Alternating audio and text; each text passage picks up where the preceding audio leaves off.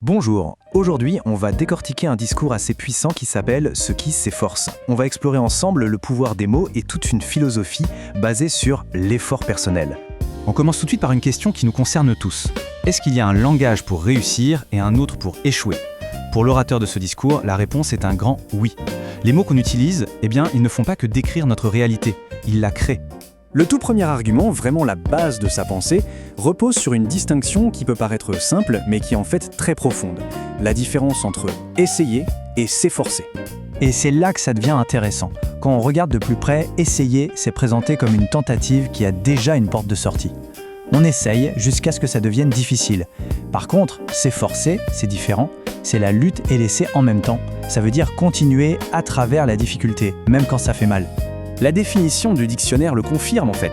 S'efforcer, c'est y aller avec toute son énergie, avec vigueur. Ce n'est pas une petite tentative hésitante, non, c'est un engagement total, un effort acharné. Pour l'orateur, cette idée, ce n'est pas juste une technique de motivation, c'est carrément théologique. Il s'appuie sur ce verset du Coran pour dire que s'efforcer, c'est une instruction divine. En gros, selon cette lecture, on n'obtient rien si on ne se démène pas soi-même. Bon, maintenant, passons à la manière dont ces leçons sont transmises. On peut se demander pourquoi l'orateur insiste-t-il autant sur les paroles d'hommes comme Elijah Muhammad et Louis Farrakhan au lieu de juste citer les textes anciens.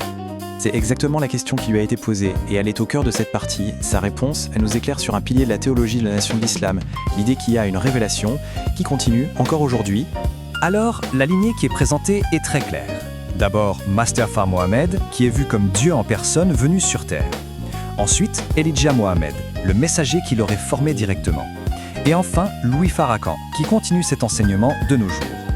Tous les trois sont vus comme les porteurs d'une révélation en temps réel. Donc le point essentiel, c'est ça. La parole divine n'est pas vue comme quelque chose de figé dans le passé. Elle est vivante, elle évolue. C'est pour ça que les enseignements d'Elijah Muhammad ou de Louis Farrakhan sont considérés comme aussi importants que les écritures anciennes, parce qu'ils sont vus comme une vérité adaptée aux problèmes d'aujourd'hui. Alors, pourquoi est-ce que cette nouvelle révélation est si importante, si nécessaire ? Selon l'orateur, c'est parce que la connaissance, qu'il appelle la lumière, a été volontairement cachée. Il parle de la religion, de l'éducation, des médias tels qu'ils ont été mis en place par les esclavagistes, et il les compare à des rideaux. Un rideau, ça sert à quoi ? À bloquer la lumière. L'idée, c'est que ces institutions auraient été conçues pour garder les esclaves dans l'ignorance. Et pour montrer que ce n'est pas juste une image, il sort cette preuve historique. Une citation d'un législateur de Virginie, Henry Berry, qui semble confirmer noir sur blanc ce plan délibéré pour priver les esclaves de connaissances, de lumière. Et la conséquence de tout ça, elle est énorme. L'orateur fait un parallèle. La lumière, c'est ce qui crée le mouvement. En physique, la lumière du soleil fait tourner la Terre. Et métaphoriquement, la lumière de la connaissance dans l'esprit d'un peuple, ça déclenche une révolution. En les privant de lumière, on s'assurait qu'ils restent immobiles, contrôlables. Dans cette logique, la faiblesse, c'est tout simple. C'est juste un manque de force, une absence. Mais attention à ne pas confondre ça avec la douceur. L'orateur redéfinit ce concept biblique. Pour lui, la douceur, ce n'est pas du tout de la passivité ou de la faiblesse. Au contraire, c'est une force immense. Mais une force qui est maîtrisée, c'est le pouvoir utilisé avec contrôle et humilité. On arrive à la dernière partie, la solution. Comment on fait pour dépasser tout ça et atteindre ce qu'il appelle le salut ? La réponse, vous allez voir, nous ramène au point de départ, l'effort. L'orateur critique ce qu'il voit comme des raccourcis vers le salut dans d'autres traditions. Il suggère que de simples déclarations de foi, ce n'est pas suffisant. Pour lui, la foi, c'est juste le début du chemin. Elle doit être prouvée par des actions, par du travail. Et voilà le principe clé de la solution.